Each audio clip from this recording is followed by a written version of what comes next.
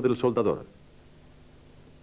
Como hemos visto, por las características de este trabajo, el riesgo de que se pueda originar un incendio producido por las proyecciones incandescentes es elevado, por lo que, previamente a la realización de la soldadura, habrá que comprobar que no haya recipientes con líquidos inflamables a menos de 10 metros del lugar de trabajo, disponiendo previsoramente de un extintor en las proximidades del puesto.